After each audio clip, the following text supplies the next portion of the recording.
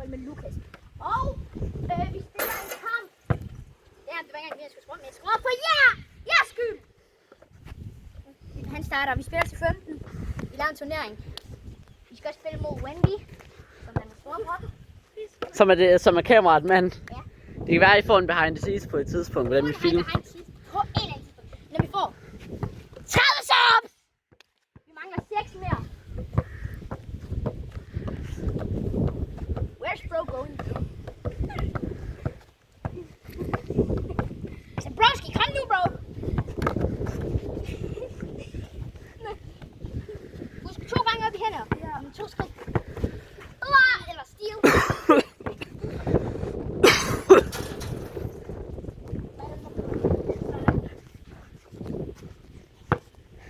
Dommer, det står der.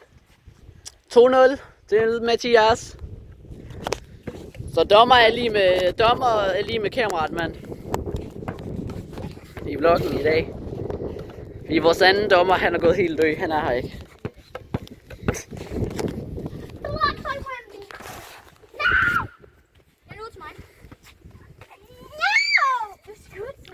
Jo, den er ude til Mathias, ikke også? De skal ikke med. Mathias, skynd dig nu og hente den bold der, for helvede. Ja, det er mit problem, og ikke.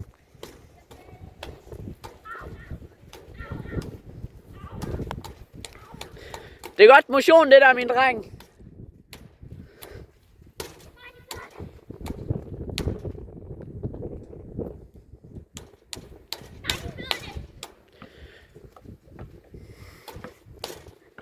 Ja, du starter også med bolden, der er der. Du starter også med bolden.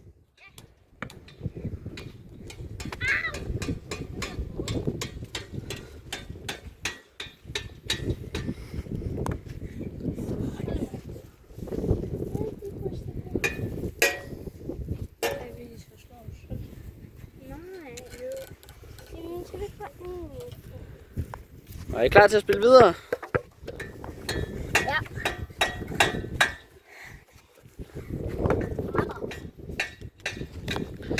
Mathias får lov at starte med bolden, efter Lukas har skudt den. Sparker du tages ud der, gennem det der lille hul der, hvor jeg peger.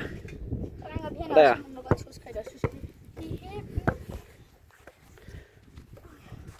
Øj, godt blok det der, mand. Kan Mathias score mod i dag? 4-0 til Mathias. Hvad fanden det for en sejrdans, bro? Det er først, når du vinder, du kan lave sådan en sexy sejrdans. Efter scorer 3 pointer. Nej, efter en 3 pointer, bro. Lukas han får at starte med bolden, fordi at Mathias han scorede igen. Så vanligt.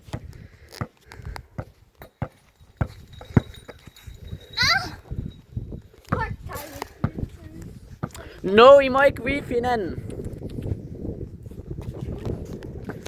Vi skal da ikke prøve på at være bøsse ved det bak der, fandme ikke kan se på. Det er fandme en kogt video.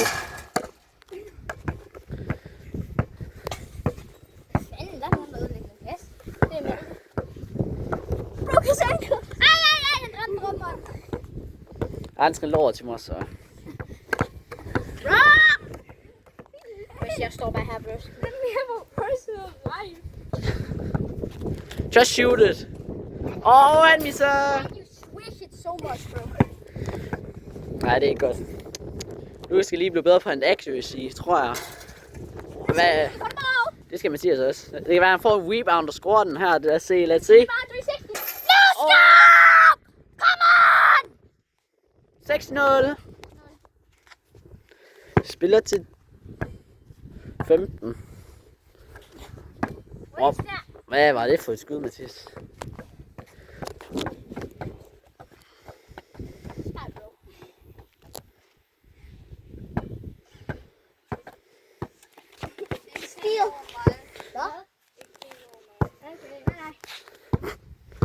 Men han er kommet med i bloggen, så. Der er Mathias. Du kan godt få 9 næste gang, jeg tror på det. Du tager ikke med hånden, så to frikast. Nice. Men du rørte ham stadig, så det er 2 frikast her. Ja, han har et mere frikast. Jeg sagde 2 jo. Jeg sagde ikke 1 vel. For helvede. For helvede, Mathias.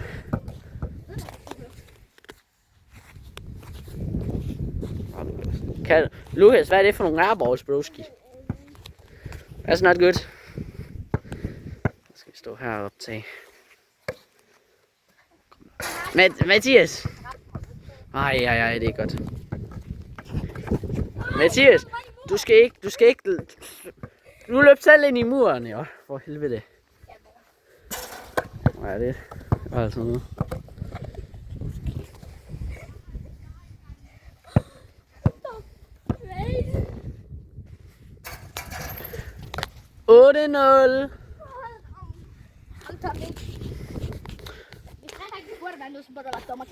Men 8-0. Hvordan fanden skal jeg lave dommerkast med, når jeg filmer? Kast med en hånd, eller hvad?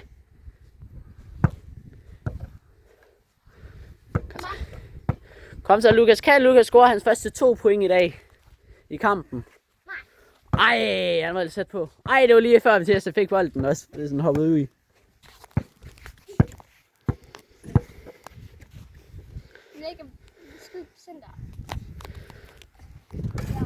Lukas, han har bolden. Hvad gør med alt, han henter den? Aldrig prøve det igen, tror jeg nok, jeg skal. Jeg prøver at lave 3 pointer. Finish it off. Broski. Jeg vinder det her, bro. Og jeg sveder like crazy, som I kan se. Hvis I kan se, så sveder jeg som like en lille dyr. Det er hårdt. Og der kommer jeres basketball trillende. Hvem henter? Lukas, hvad har du at sige til, du fører? Du har 0 point, og Mathias fører med 8. Noget. Ikke noget? Intet svar? Nå, ja. Hvem håber på din big bro, eller hans bedste ven?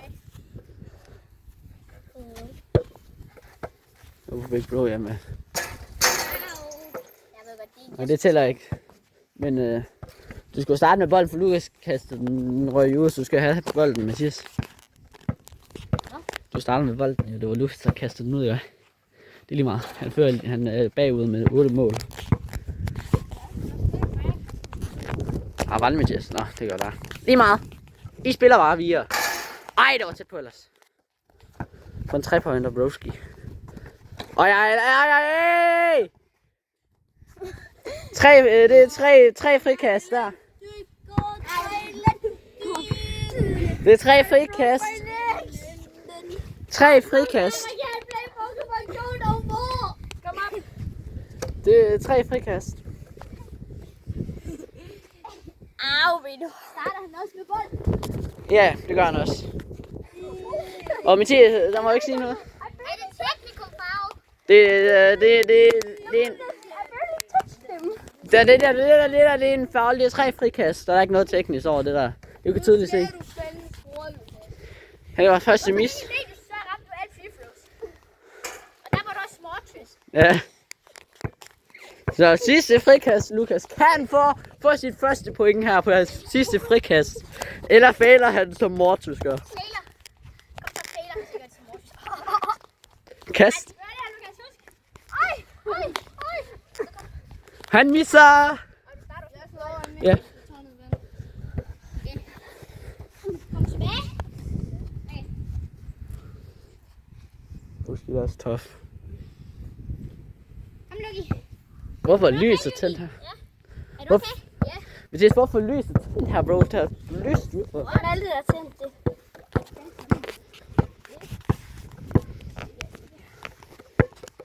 Jeg kan bare stå her. Jeg skal bare lige sige den ikke til børn. Lukas. Du henter. Jo, Lukas henter den, kan jeg sidde. Mathias får bolden, når du henter den. Hvad har du at sige, hvordan det går at føre 8-0? Det går godt, og jeg har lige lavet en tag-on henne. Meget god måde. Ja. Men ja. Jeg laver en der sketch på 30, 50, 75, og så 100. Det bliver et mega godt projekt, gør det ikke det? Jo, og når vi får skal bare 50 eller 30 subs, så laver vi behind the scenes. Ja. Det ved jeg ikke, det bestemmer nu. Ja. Jeg vil bare have det sidste bag vores sketch. Hvordan den er optaget. Hvor lang tid den har taget at optage vores sketch behind the scenes. Det kan I få, når den er blevet uploadet og går noget tid. Ja. tror, det her var. Nå, hvordan går det med vores Lukas her? Lukas, går det godt? Hallo, nu skal vi lige se, hvor lang tid jeg kan hænge. Fint. Er du klar? Hvor lang tid jeg kan hænge bagligt? Ja, gør så. 3, 2, 1. 1, 2, 3, 4, 5, 6, 7, 8, 9, 10, 11, 12, 13, 14, 15, 16. Fuck, der sveder der her. Ja, det var svedens skyld. Så Lukas er kommet tilbage så småt. Løb, Lukas! Spiller tid. Bromsi, det gør jeg også. Hej!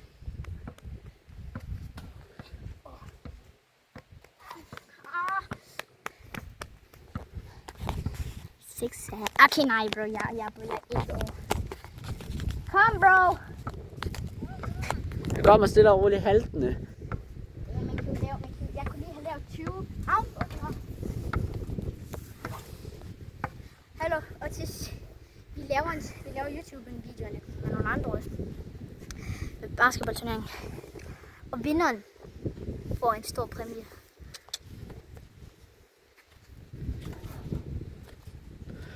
Nå, Mester Lukas. Mester Lukas, giv mig bolden. Jo, han skal have bolden, fordi du kastede den ud. Inde på banen. I skal lige gøre kampen færdig her. Er vi klar til at spille kampen færdig, bro? Ja, men hvis Lukas giver mig bolden her. Der fod. Hvad er det, spillet til? 3 minutter tilbage. Det er kvarter. 3 minutter tilbage. Nej! Han skal have bolden jo. Fordi du kastede den ud jo. Sådan der. Så. Lad os se noget. Wow! Suck my cock.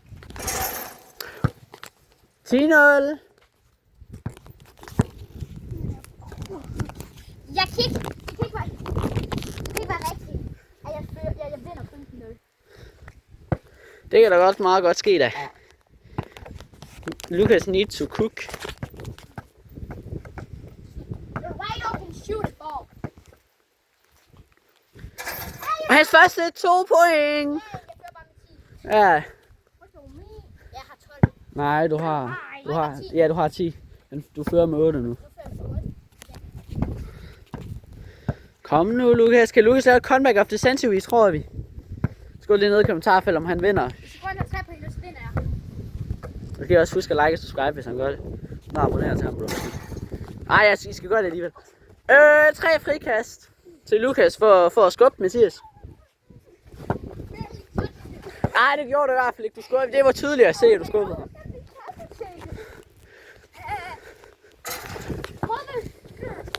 I må ikke stå og sabotere hinanden i. Jeg starter lige med bold. Jeg starter med bold, ja, men han har 2 kast tilbage.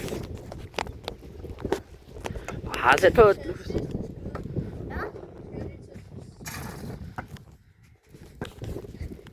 Og Lukas starter med bolden. Bare skruer nu. Ja, hvis han kan, selvfølgelig. Ej, det var tæt på ellers, det der. 2 pointer der. Satans. Oj, det kan være, du kan få et rebound her, hvis han scorer.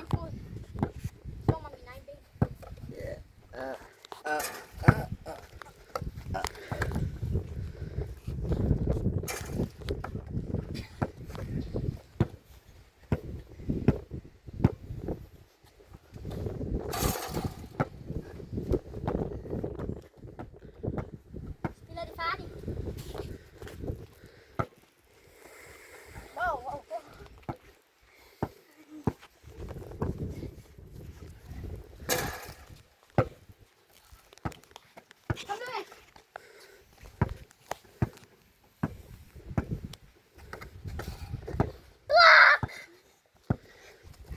Kom så, kan du score? Mathias.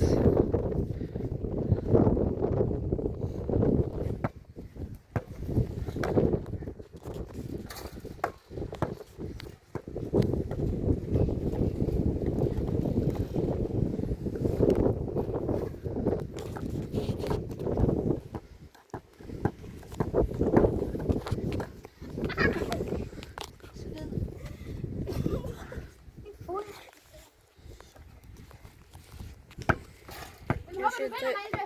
Hvad? Hvorfor du gør vinder? Det ved jeg ikke. Så stadigvæk 10-8, eller hvad? 12-8. Eller 10-8. 10-8.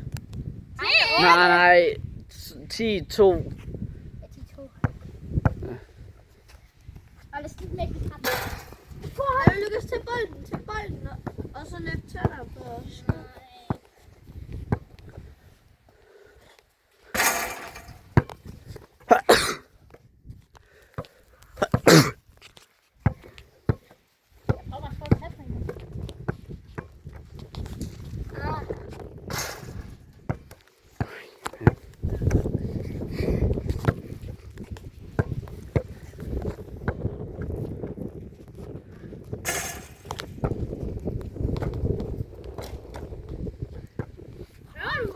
Nej, jeg kan ikke mere.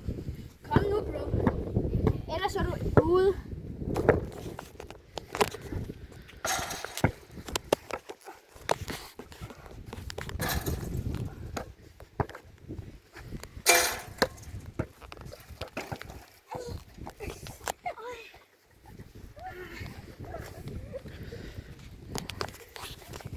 To frikast til Mathias. I faker! Det er 3 nu for at diskutere. Han rammer måske halsen. Og du siger ikke et ord. Ellers så starter kasseren forfra. Jeg må ikke sige noget. Jeg må ikke sabotere. Du starter også med bolden.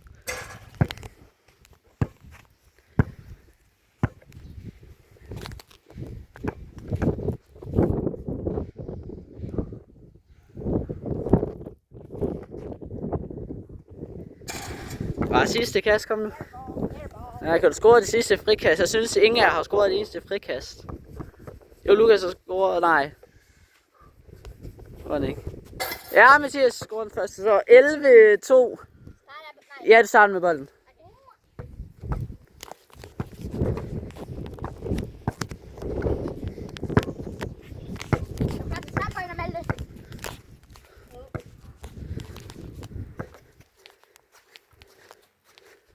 Ej.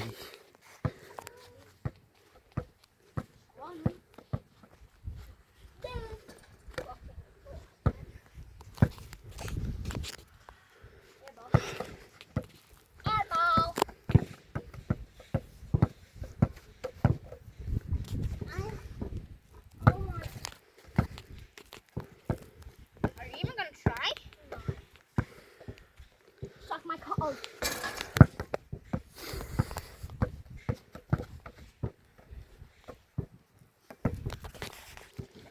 Du får lige skulderskummet mig.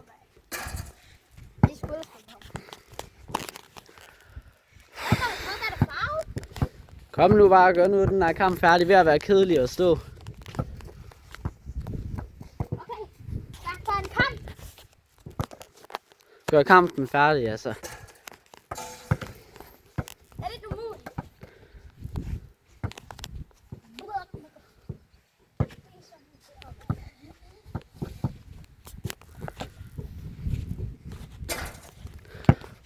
Hvorfor kan jeg score nu?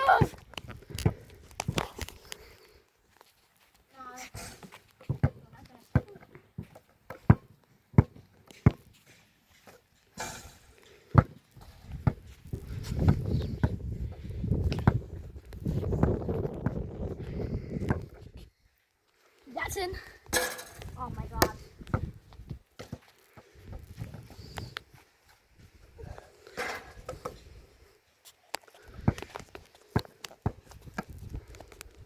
That's in.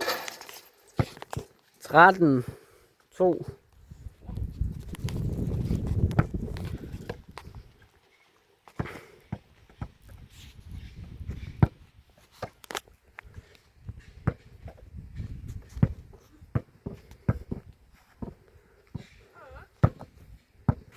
Slutter videoen med en 3 point. Er du klar?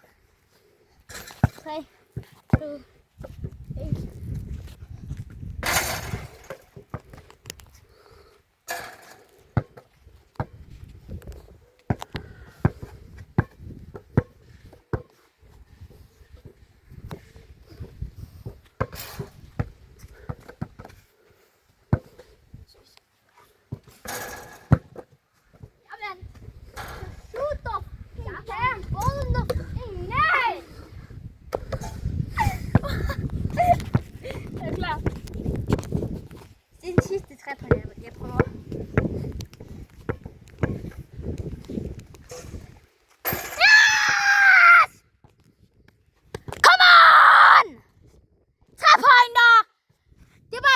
til video.